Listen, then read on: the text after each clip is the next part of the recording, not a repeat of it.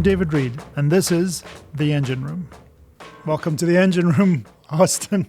This is it, Austin Thanks. Wilcox. Thanks for having me. That's good to have you here. Appreciate it. So we're going to talk all about you. How long have you been with the company?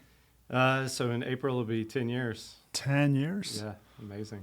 So what's your story? Where does it start? Are you were born at an early age? I know that already. Very early. Pretty much everybody comes on here has that story. But let's start with where'd you grow up? So I grew up in really two places. Born in Indiana, and then my parents moved when I was really young to Louisiana. So, but experienced, Midwest and Deep South, right? Wow. And then a little bit later in life, met my wife, and we got engaged, and she lived in Houston. So moved to Houston. Wow. And before working for NOV, I was in the consumer packaged goods industry. Louisiana consumer packaged goods, coffee? Coffee, yes. I knew that already. I was just pretending I was smart. Not many companies based out of there, but in the consumer industry. But yeah, coffee. I was in that business for 8 years, and then moving over to Houston, oil and gas was where it was. So I interviewed with NOV, got a job with NOV, and been here ever since. It was that easy. That easy. They took you on the spot. You were hiring a lot back in. It wasn't hard to get in. The door was wide open. Yes. And somehow you snuck in. That's right. That's good. So when you were younger, what things interested you? That led. I mean, here you are. You're. What's your job now? You're digital. Technology and digital strategy. Yeah. Yeah. So you're in that space. Yep. So, any clues as a kid? This is where you'd end up, or did you have any interest in technical things, or you just liked coffee a lot? So, I did drink coffee when I was a kid. Did you really? Oh yes. In, like at what age? They call it coffee milk. I probably started around 10. No. Yes. That's technically what they say in Houston. Ain't right. Yeah, ain't right. It ain't right at all. I think my mom did that so I would do more of the chores on the weekend. Wow, that's wild. That's very Louisiana, I assume. But what I imagine, yes, it's like Water Boy or something is what I've got in my mind. No, so growing up, it was a lot of sports, and then growing up in the '90s was a lot of video games. Oh, really? So definitely, you were a gamer. Yeah, definitely techie. Grew up, in college, watched. Google explode, and got a Gmail account, and I thought Google explode was something I've never seen before, and I realized you saw Google explode. Something I don't know. Google explode, is that a game? Yeah, sounds like fun. Grew up on dial-up modems, and and then have come a long way, but had the subscriptions to Netflix and all of that stuff. That we was new and cool and different. Never invested in those companies though. I wish I would have. Should have. You were too busy drinking coffee and buzzed to notice that. That's right. Early adopter of all those technologies, but never invested in them. So that's interesting. So I had friends that did, though. Yeah. Do you still game? Still game. I have an 8-year-old daughter now, and I thought you said 80, but you said 8. Yep, 8. Okay, good. She's getting into it, and so now I'm getting back, kind of reliving my past a little bit with gaming. So it's kind of cool. Games are different now. Yes, they are.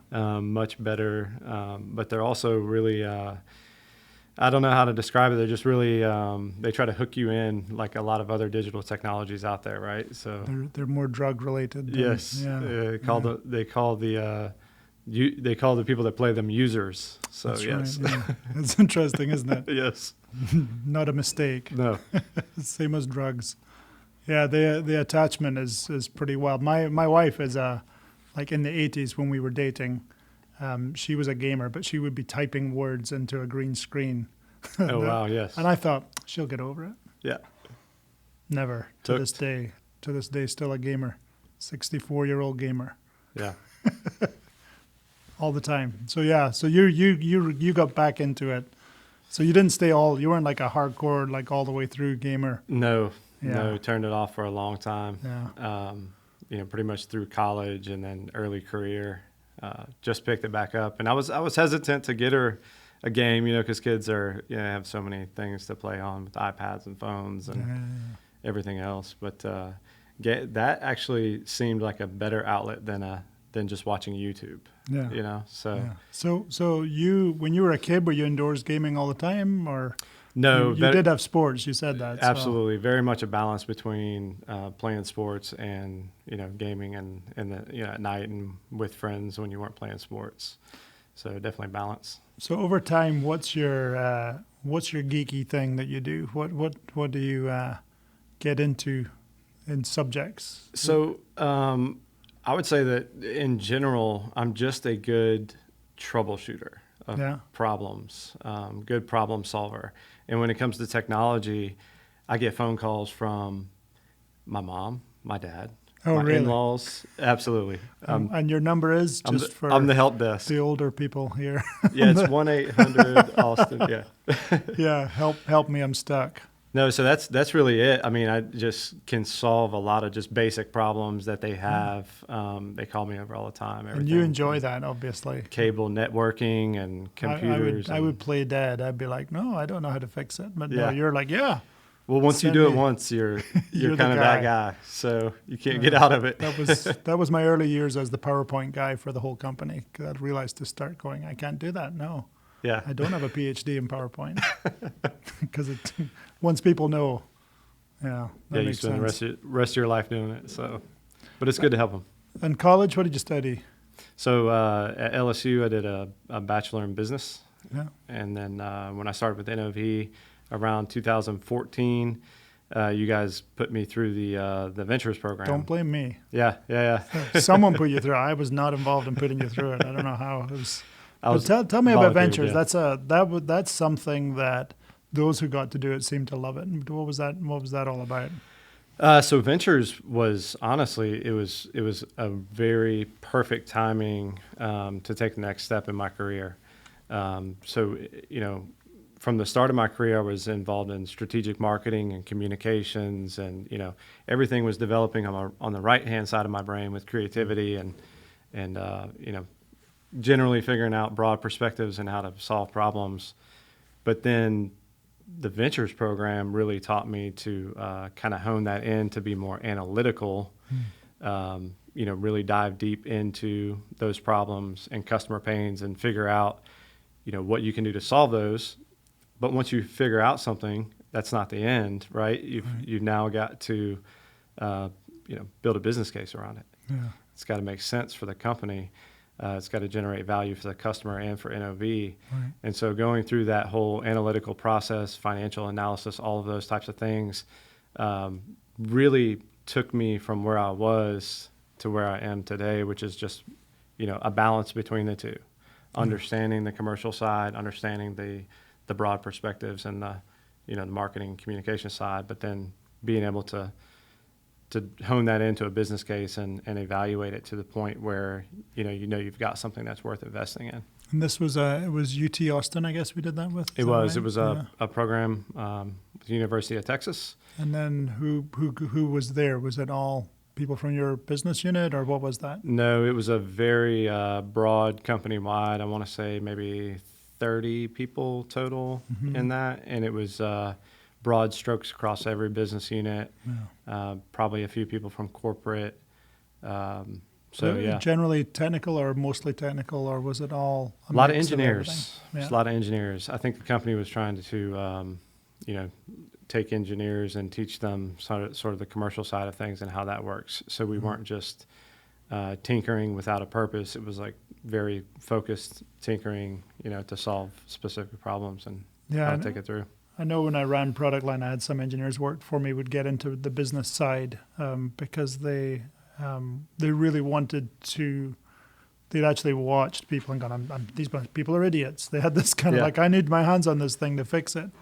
But I think when people went through ventures, it was a really great way for people to kind of understand the mechanics of the business side. So I know when I was coming up in the company now, it's a long time ago, but we did a lot of crossover kind of for where your discipline is and giving you exposure to other parts. It really does help you to understand the different aspects. What was your subject because you pick a project, right? Yes. What was it? Okay, so interesting. It was fiberglass, high temperature fiberglass piping. Really? Yes. So Something that didn't exist, right? Did not exist. Okay. Yeah, it was the goal was to take fiberglass piping to withstand temperatures that it hadn't before, and that was going to really tap into a different level of competition for stainless steel and other higher end metallic piping options. And the business case was we were going to be able to put it together. It was going to be very low cost, but high margin, because you're competing with very high margin metallic systems. So we actually won the business case competition during that time, so that was good. We had a good team, though. It was everyone else, obviously. Yeah, obviously it was not me. Nothing to do with that. That's funny. But yeah, we took the trophy home and got a bottle of scotch for that too, so that was good. Hope it was a good one. Yeah. We'll talk about that later. Yeah. Yeah, that's great. I think I know a lot of people who went through that. I sometimes spoke at it. I think I did the Rig 101 class that I used to do back then, and then did different things. But yeah, it was a good program. I think there's a few things we do now that are trying to rebuild that camaraderie that happened and connection between the company, particularly for engineers. So the Engine Room Challenge is part of that, is trying to find ways. People really seem to enjoy the connection. Yeah. And I'm sure that helped you, because you get to know different parts of the business. 100%. You build a network coming out of that class. You get, it's a lot of time commitment. So you're spending 12 months. And I think there's four quarters where you spend a week together. Yeah. So, you spend a lot of time together, and you come away from it and you know a lot more people than you did before, a lot of connections throughout the company. But it is a major time commitment. So, it makes sense to me why, you could have a program that is not as time consuming, but still gives you that effect of it's kind of where we are people together. Yeah. I mean, there are classes there that are available in the company to do different things. You do them with other people.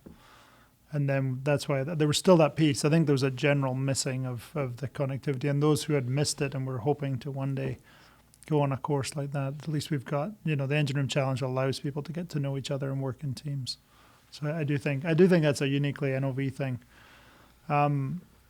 So your journey in the company, you were in marketing when I first came across you. Yeah. That was kind of your world. And which part of the business are you in? The part that needed marketing the most. Started in the distribution and transmission group. Yeah.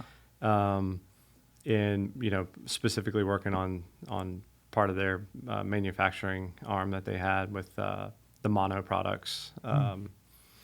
And then quickly, got exposed to a lot of different things, right? So this company is amazing in that you get exposure to acquisitions. Yeah. I was part of that distribution spinoff. Yeah. Complete org change. Yeah. Restructures. A lot of things that are very positive and meaningful for the company. But you gotta just roll with it. You got to be adaptive to that change and just, move forward, knowing and trusting that all the decisions that are being made are for the better of the company, and and you just go with it. They might be, they might not be, but what are you going to do? Just jump in and go with it. Yeah, just go with it. That's good. So, but from a career perspective, it's been pretty amazing. Being with a single company for 10 years and experiencing all of these different changes and seeing the company grow. And then seeing the company go through a downturn, right? Yeah, so it's been rough, but I started in a downturn, and it's an interesting technology time, I think, because you only get the most important things happening when you're doing innovation, and that's kind of where you've ended up. So you kind of switched and started getting closer to the product and the technology, and I know you were around Go Connect quite a bit. How what is that all about? You were working with Go Connect, or what was that? Yeah, so. About 3 years ago, I was playing a role when I got out of the Ventures program. I was in a role for process and flow technologies as strategy and commercialization. Well, I quickly saw that digital was a growing trend, very quickly growing trend in a lot of industries, and oil and gas. Then jumped on board. But I saw that kind of early and started to plant my foot in that because I wanted to be involved in that. It was exciting, you know, and kind of being, you know, somewhat techie as a kid. It was really interesting. And I'm not an engineer, right? So going down the mechanical path or electrical path, you know, those weren't really an option. And seeing the opportunity to start, you know, investing in digital and developing products and services in that space was really interesting to me. So that's why I jumped in. Very early on, you know, we partnered with Carl Ferris and his team and started to develop an application on the Max platform at that point. And that's Go Connect, and that was a condition monitoring application for rotating equipment. Yeah. So Process of Flow Technologies makes a lot of pumps and mixers and rotating equipment, so that was a natural place to start. And likewise, the rest of the company has a lot of rotating equipment, so you know, good area to start in. And we've since expanded quite a bit from there, and have developed a lot of other products and services for our process equipment through our Wellstream processing group when that acquisition came on in 2017, I believe. They were fast adopters. I remember that. Yes. It wasn't but shortly after I was visiting them, and they were talking about what sounded like a Max product. Yes. And I was thinking, oh no. And software is your worst nightmare, where someone's starting to make another thing that looks exactly like what you're doing. Yes. And it's always better to them. But no, when they eventually, it took time and they eventually said the word Max, I was like, oh, okay, you've actually adopted fast, you know. Yeah, they were ready. In fact, I think they were about to pull the trigger on an investment to develop something on their own. And then when they came to NOV, they were super excited that we already had something in place and we were going down that path rapidly. And that they could jump on board. In fact, I would say to anyone, if you're thinking about doing anything with software and you're isolated from the rest of the company, don't do it. Yeah. At least have a conversation to see what we're doing. And you actually now lead the team across the company with digital, because we set up a core team and then there's a larger group. And I would say in the last few years, it's something I never thought would happen, where we're actually starting to play together better. You want to talk about that role and how that works? Yeah, definitely. You know, so the groups started coming together a couple of years ago. Yeah. And the intent originally was to bring everybody together and share. What are you doing? What are you doing from a software program? What are you doing from a digital program? Sensors, instrumentation. But the more important question was, how are we commercializing it? How are we making money? Are we making money? How can we make more money? You know, those types of questions all came up.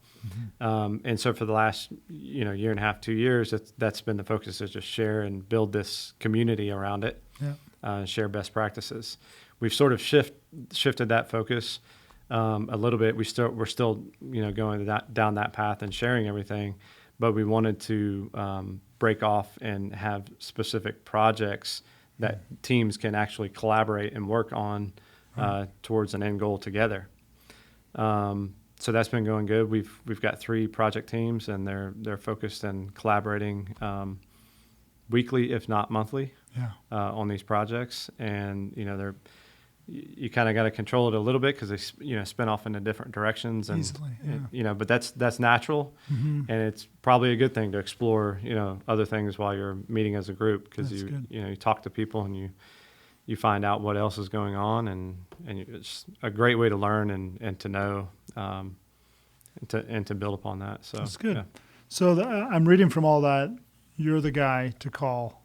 If you're doing a software thing, not because you have the answer, but you might know the right person to connect with. So on the digital software world, certainly in CAPS, you're doing a lot of leadership there. Yeah. But across the company. So I think I usually ask people that question, but I think you've answered it already. Yeah, 1-800-DIGITAL is the... 1-800, don't. Someone's going to call it. On their flip phone. But no, we've got a great core team, and so there's a lot of people that know what's going on and can support tons of efforts or curiosity around the company. But I can be a point person for anybody. 400 come people through me calling you tomorrow. Yeah, that's right. Great. Well, no, but I mean, I think if you're lost and you don't know, at least you're leading that team that's going across the company. So that is good to know. Yep.